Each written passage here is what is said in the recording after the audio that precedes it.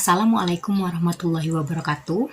Perkenalkan, nama saya Adilia Andriana, NIM 2019-143589, kelas 6O.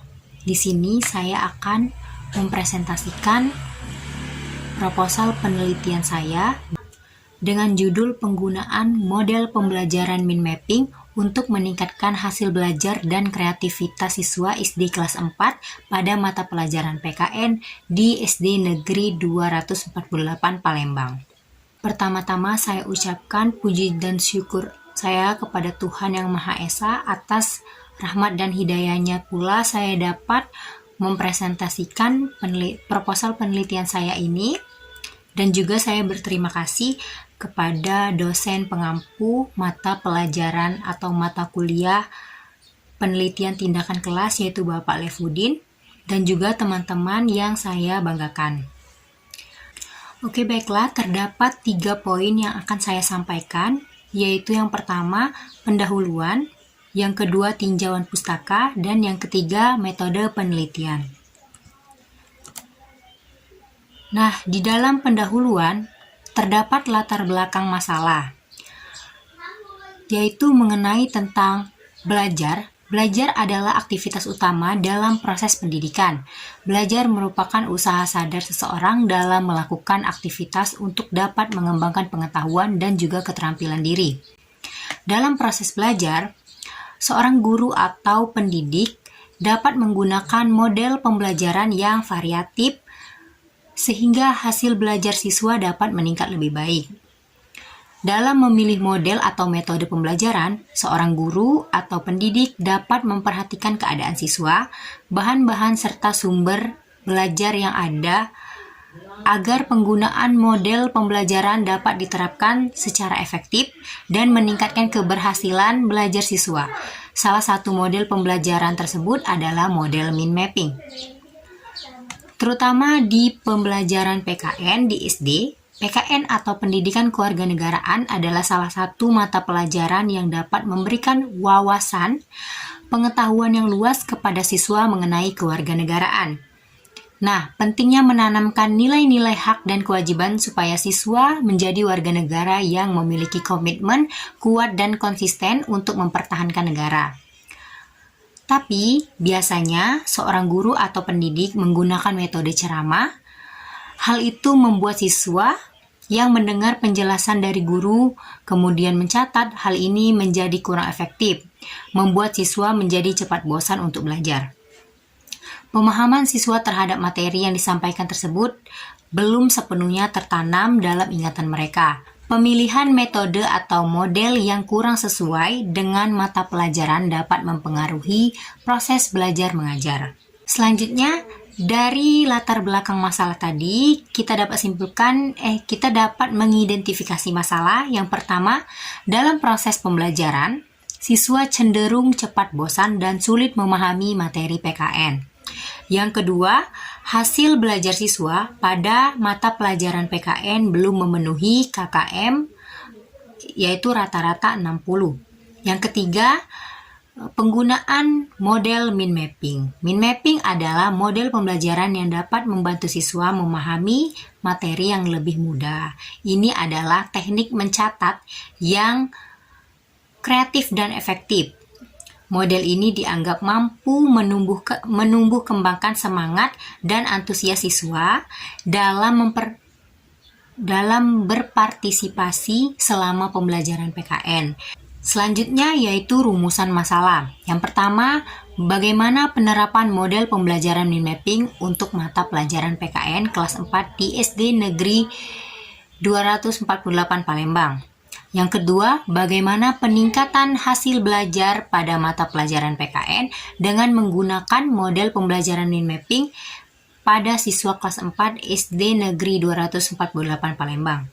Kemudian tujuan dari penelitian ini untuk mendeskripsikan penerapan model pembelajaran mind mapping pada mata pelajaran PKN kelas 4 di SD Negeri 248 Palembang. Yang kedua, untuk mendeskripsikan peningkatan hasil belajar siswa kelas 4 SD Negeri 248 Palembang pada mata pelajaran PKN. Selanjutnya yaitu manfaat dari penelitian. Ada dua manfaat dari penelitian ini. Yang pertama, manfaat teoritis. Terdapat manfaat umum, yaitu secara umum penelitian ini diharapkan dapat menjadi acuan dalam penelitian pembelajaran di sekolah dasar, khususnya di bidang studi pendidikan kewarganegaraan. Yang kedua yaitu manfaat khususnya, penelitian ini diharapkan dapat bermanfaat bagi munculnya penelitian yang sejenis, sehingga menjadi suatu hal yang baik terhadap penelitian tentang pengembangan model pembelajaran mind mapping pada mata pelajaran pendidikan kewarganegaraan. Manfaat selanjutnya itu manfaat praktis, terdiri dari bagi guru, yang kedua bagi siswa, yang ketiga bagi sekolah. Bagi peneliti, kita masuk di tinjauan pustaka. Di dalam tinjauan pustaka terdapat kajian teori. Kajian teori yang pertama, menurut Samsuri, ia mengemukakan bahwa pendidikan kewarganegaraan dapat diartikan sebuah cara untuk mempersiapkan generasi penerus bangsa demi menjadi seorang warga negara yang memiliki kecakapan dan pengetahuan serta nilai-nilai yang berguna berpartisipasi aktif di dalam masyarakat. Yang kedua yaitu menurut Mulyono, model belajar merupakan kerangka konseptual yang menggambarkan prosedur sistematik dalam pengorganisasian pengalaman belajar guna mencapai kompetensi belajar. Kajian teori mengenai mind mapping. Mind mapping adalah cara mencatat yang dipopulerkan oleh Tony Buzan untuk membantu belajar, menyusun dan menyimpan informasi sebanyak mungkin sesuai dengan yang diinginkan, kemudian mengelompokkan informasi tersebut. Selanjutnya ada kajian terdahulu yang relevan. Nah, di sini saya mengambil satu kajian terdahulu, yaitu dari penelitian yang dikaji oleh Putri Kurnianing Tias pada tahun 2019 dengan judul penggunaan model pembelajaran mind mapping untuk meningkatkan hasil belajar siswa pada mata pelajaran PKN kelas 4 SD Negeri Kesamben Wetan, Driorejo, Gresik. Nah, persamaannya yaitu sama-sama menggunakan model pembelajaran mind mapping. Perbedaannya yaitu terletak pada apa yang akan diteliti, yaitu penelitian yang dilakukan oleh Putri Kurnianing Tias yaitu untuk meningkatkan hasil belajar, sedangkan penelitian yang saya teliti yaitu untuk meneliti hasil belajar serta kreativitas siswa. Hasil penelitian yang diteliti oleh Putri Kurnianing Tias yaitu aktivitas guru pada pembelajaran PKN dengan menggunakan model pembelajaran mind mapping menunjukkan peningkatan dan pencapaian indikator keberhasilan yang telah diterapkan. Kualitas aktivitas guru mengalami peningkatan sebesar 29,12%. Yaitu dari siklus 1 sebesar 61,5% menjadi 90,62% pada siklus 3. Selanjutnya terdapat kerangka berpikir atau konseptual. Nah, yang pertama ada permasalahan awal, yaitu keaktifan siswa dalam proses kegiatan belajar mengajar kurang. 2. Siswa cepat bosan dalam mendengarkan penjelasan guru dan siswa kurang memahami penjelasan dari guru. Solusinya yaitu dengan penerapan model mind mapping. Hasilnya dapat meningkatkan hasil belajar dan kreativitas siswa SD kelas 4.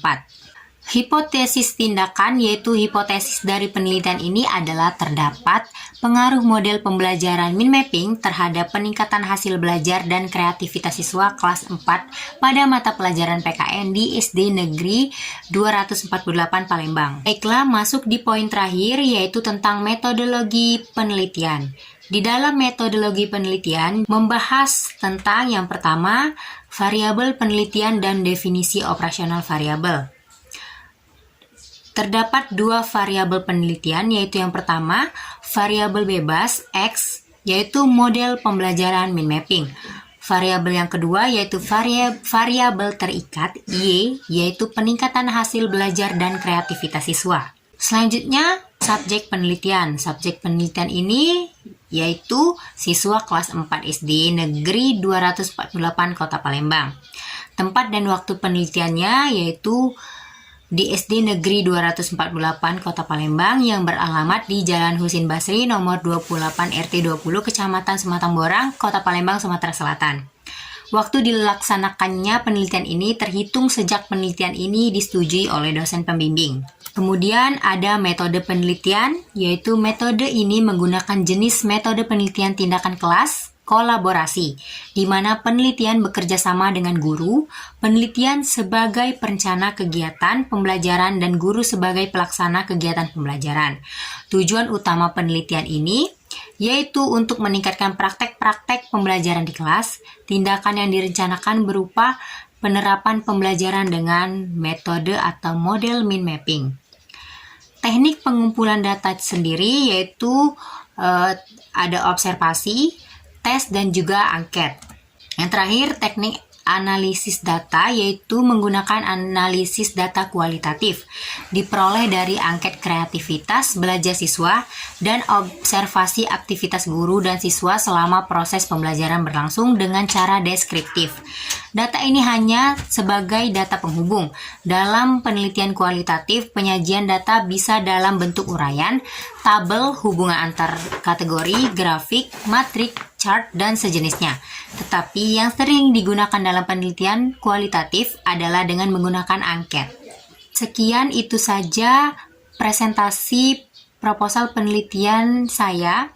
Bila ada kata-kata yang salah, saya mohon maaf. Kepada Allah saya mohon ampun. Kepada dosen pengampu, saya ucapkan terima kasih.